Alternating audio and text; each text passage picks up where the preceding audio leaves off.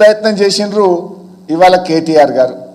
మరి ఇదే రేసింగ్ సంబంధించి ఈ మధ్య తమిళనాడు రాష్ట్రం ఫార్ములా 4 రేసును నిర్వహించి 42 కోట్లు ఖర్చు పెట్టింది. అది కూడా తప్పేనా? మరి అదేవిధంగా ఫార్ములా 1 రేస్ ఉత్తరప్రదేశ్ ప్రభుత్వం 1700 కోట్లు ఖర్చు పెట్టి ఫార్ములా 1 రేస్ను నిర్వహించింది ఆ రాష్ట్రంలో. అది కూడా తప్పేనా? చంద్రబాబు నాయుడు గారు ఉమ్మడి ఆంధ్రప్రదేశ్లో ముఖ్యమంత్రిగా ఉన్నప్పుడు 103 కోట్ల రూపాయలు ఖర్చు పెట్టి 2003లో ఆఫ్రో ఏషియన్ గేమ్స్ నిర్వహించాడు.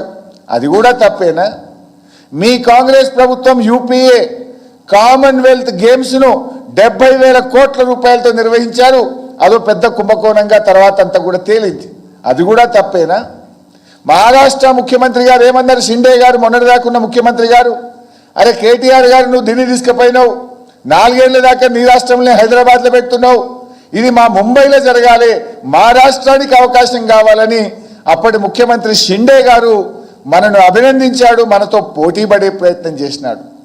అంటే ఇంత మంచి పని జరిగితే కేవలం గత ప్రభుత్వ పనులు కొనసాగద్దని, గత ప్రభుత్వానికి మంచి పేరు రావద్దని కేటీఆర్ గారు అడుగడుగునా నిలదీస్తున్నారని నువ్వు అక్రమంగా కేసు పెట్టే ప్రయత్నం చేస్తూ ఉన్నావు. ఈ సందర్భంగా ఒక అమెరికన్ రైటర్ అండ్ ఫిలాసఫర్ ఒక మాట అన్నాడు. వారి పేరు జాన్ సి మ్యాక్స్వెల్. వారు అన్న మాటను ఒకసారి మీకు గుర్తు చేస్తాను. People who blame others for their failures never overcome them, they simply move from problem to problem. ఎవరైతే తమ ఫెయిల్యూర్స్ను వేరే వారిని బదనాం చేస్తారో వారు ఎప్పటికీ ఆ ఫెయిల్యూర్ నుంచి బయటపడలేరు. సమస్యల నుంచి బయటపడలేక ఒక సమస్య నుంచి మరొక సమస్య సృష్టిస్తూ ఉంటారు. అట్లా కాలం వెళ్ళబుచ్చుతారు. ఇది కరెక్ట్గా రేవంత్ రెడ్డికి సూట్ అవుతుంది. ఇది రేవంత్ రెడ్డికి సూట్ అవుతుంది. తన ఏడాది పాలనకు ఇది అతికినట్లు సరిపోతుంది. అలవిగాని హామీలు ఇచ్చి ఆ రోజు ఎన్నికల ముందు ప్రజల్ని మభ్యపెట్టాడు. ముఖ్యమంత్రి అయితే అయింది కానీ ఆ హామీలు ఎట్లా అమలు చేయాలో అని ఆయనకు అర్థం కాక తలబట్టుకొని ఇగో ఈ రకమైన జిమ్మిక్స్ చేస్తూ ఉన్నారు. ఎట్లా గట్టెక్కాలి, తిమ్మిని బమ్మిని చేయాలి అనే ఆలోచనతో హామీలు ప్రజలు ఏడ ప్రశ్నిస్తారో అని ప్రజల దృష్టి మరల్చడానికి రకరకాల జిమ్మిక్కులు చేస్తున్నాడు. మొదట్లో మీరు చూశారు, లేని దివాలాను దివాలా దివాలా అని లేని దివాలాను ప్రచారం చేసి తమ గోతిలో తామే పడి రాష్ట్రానికి పెట్టుబడులు రాకుండా రాష్ట్ర ఆదాయం తగ్గే విధంగా చేసిండు. ఆ వైట్ పేపర్ను మీరు చూశారు. నిన్న కూడా అసెంబ్లీలో మూతోడ్ జవాబు దేదియే, ఇక మళ్ళీ ఎవడు మాట్లాడకుండా చేసినాం. అది 6,71,000 కోట్లు కాదు, 4,17,000 అని శాసనసభ సాక్షిగా ముఖ్యమంత్రిని ఆర్థిక మంత్రిని కూర్చోబెట్టి వాళ్ళను నోరు మూయించడం. దాన్ని బట్టి అర్థమైంది కేవలం గ్యారంటీల గారెడి నుంచి తప్పించుకోవడానికో మా మీద బుర్ర జల్లడానికి రాష్ట్రం యొక్క ఇమేజ్ని దెబ్బతీసి, రాష్ట్ర పరపతిని దెబ్బతీసి, రాష్ట్ర ప్రతిష్టను దెబ్బతీసిండు రేవంత్ రెడ్డి గారు. మార్పు మార్పు అని అధికారంలోకి వచ్చారు.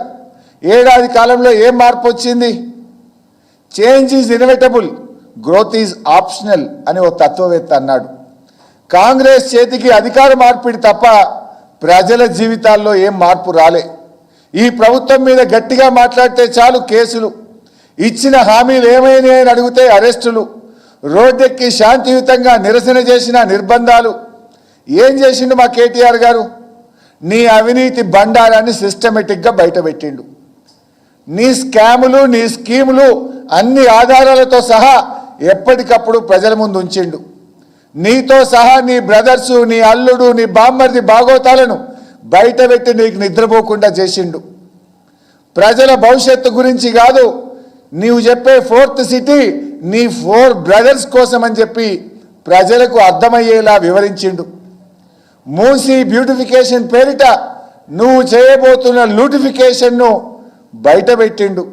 ఇవన్నీ చేసిండు కాబట్టే నీకు వశపడక ఏదో ఒక కేసు పెట్టాలని, ఎట్లన్నా కేటీఆర్ను జైల్లో వేయాలని గత కొద్ది రోజులుగా నువ్వు కుట్రకు తెరలేపినవు. అరెస్టులతో లీడర్లను, క్యాడర్లను భయభ్రాంతులకు గురి చేసి నీ కుంభకోణాలను, నీ లంబకోణాలను యథేచ్ఛగా కొనసాగించాలని నువ్వు ప్రయత్నం చేస్తూ ఉన్నావు. ఇవాళ ఆలోచించండి, కేటీఆర్ గారు చేసిన తప్పేంది? అసలు ప్రతిష్టాత్మకమైన ఫార్ములా ఈ రేసును ప్రపంచ దేశాలు పోటీ పడతాయి. దీనికి 192 దేశాలు పోటీ పడతాయి. అది భారతదేశానికి తేవడమే కాక దాన్ని మన హైదరాబాద్కు తేవడం కేటీఆర్ గారు చేసిన తప్ప.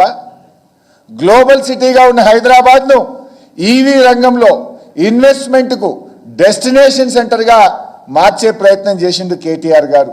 అది తప్ప. 2023లో 23లో 30 కోట్ల ఖర్చుతోని రాష్ట్ర ప్రభుత్వం 30 కోట్ల ఖర్చు పెట్టి రాష్ట్ర జిఎస్డిపికి 700 కోట్లు సమకూర్చారని నేను ఇప్పుడే నెల్సన్ సంస్థ రిపోర్ట్ మీ ముందు పెట్టాను. రాష్ట్ర ప్రభుత్వం పెట్టింది మొదటి దఫాలో 30 కోట్లే. అంటే జనరల్గా జిఎస్డిపి అంటే మీకు ఇలాంటి ఈ కార్ రేసింగ్ జరిగినప్పుడు జిఎస్టీ జనరల్గా ఈ రేస్లకు 28% జిఎస్టీ ఉంటుంది బైసాబ్. సో 700 కోట్లు మన రాష్ట్ర జిఎస్డిపికి వస్తే సరే రమారమే 20% వేసుకుందాం. 20% మనకు జిఎస్టీ కింద డబ్బులు వచ్చినా 70 కోట్లు వస్తుంది కదా. అంటే 70 అంటే 70 రాష్ట్రానికి 70 కేంద్రానికి 20% అంటే 140 కోట్లు వస్తుంది. 140 కోట్లలో నేరుగా రాష్ట్రానికి 70 కోట్లు జిఎస్టీ రూపంలో రాష్ట్ర ఖజానాకు వస్తుంది. కేంద్ర ప్రభుత్వ ఖజానాకు 70 కోట్లు వస్తుంది. సరే కేంద్రానికి పోయిన 70 కోట్లలో కూడా డెవల్యూషన్లో ఒక 2.32% మన స్టేట్కి వస్తుందంటే అదో 1.5 crore వస్తుంది. అంటే 71,50,00,000 రాష్ట్ర ఖజానాలోకి వచ్చినాయి. మొదటిసారి ఈ ఫార్ములా రేసింగ్ జరిగితే రాష్ట్ర ప్రభుత్వం పెట్టిన ఖర్చు 30 కోట్లు, రాష్ట్ర ఖజానాకు నేరుగా వచ్చింది 71,50,00,000. ఈ రాష్ట్రంలో జిఎస్డిపి కంటే లైక్ హోటల్స్, ట్యాక్సీస్, రెస్టారెంట్స్ తదితర అన్ని కలిపి 700 కోట్ల రూపాయలు మన రాష్ట్రానికి మేలు జరిగింది. పెట్టింది 30 కోట్లు, రాష్ట్ర ఖజానాకు వచ్చింది 71,50,00,000. ఈ రాష్ట్ర ప్రజలకు జరిగిన లబ్ధి 700 కోట్లు. రాష్ట్ర ఇమేజు 192 దేశాల్లో హైదరాబాద్ ఇమేజ్ను పెంచింది మొదటిసారి జరిగిన ఈ కార్ రేసింగ్. ఇది తప్ప. రాష్ట్రానికి ఆదాయం పెంచిండు. ఈ రాష్ట్రం యొక్క బ్రాండ్ ఇమేజ్ను ప్రపంచ పటంలో నిలబెట్టే ప్రయత్నం చేసిండు కేటీఆర్ గారు.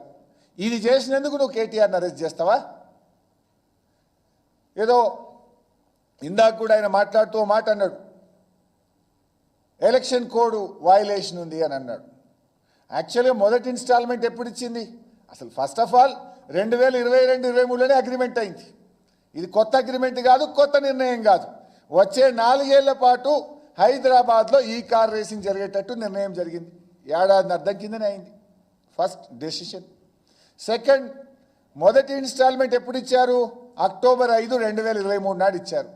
ఎలక్షన్ కోడ్ ఎప్పుడు వచ్చింది? అక్టోబర్ 9, 2023 వచ్చింది. ఇక కోడ్ ఎక్కడిది? ఒక నిర్ణయం ఏదైనా జరిగితే ఆన్గోయింగ్ ప్రాసెస్, దానికి ఎలక్షన్ కోడ్కు రాదు. అన్ని పచ్చి అబద్ధాలు. నిజంగా ఎలక్షన్ కోడ్ ఒకవేళ వయలేషన్ 1 నిమిషానికి ఉందనుకుందాం, ఉంటే ఎలక్షన్ కమిషన్ చూస్తుంది. ఏసీబీకి ఏం పనండి నాకు అర్థం కాదు. ఒకవేళ ఎలక్షన్ కోడ్ ఆఫ్ కండక్ట్ ఏదైనా ఉంటే గింటే లేనే లేదు, అది ఎలక్షన్ కమిషన్ చూడాలి. ఏసీబీకి ఏం సంబంధం? ఏసీబీని అడ్డం పెట్టి నువ్వు ఎట్లా కేసు పెట్టే ప్రయత్నం చేస్తావు? అంటే పగ, ప్రతీకారం. కేటీఆర్ నిన్ను అడుగడుగు నిలదీస్తుండ కనుక పగతో నువ్వు ఇలాంటి ప్రయత్నం చేస్తూ ఉన్నావు.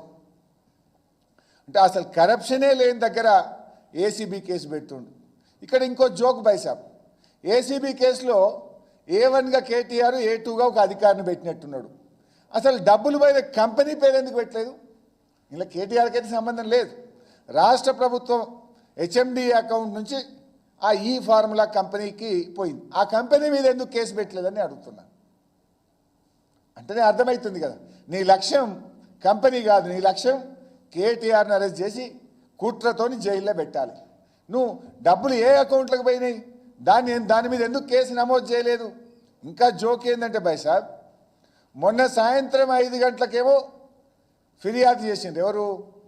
ప్రిన్సిపల్ సెక్రటరీ దానం కిషోర్ గారు మొన్న సాయంత్రం ఫిర్యాదు చేస్తారట.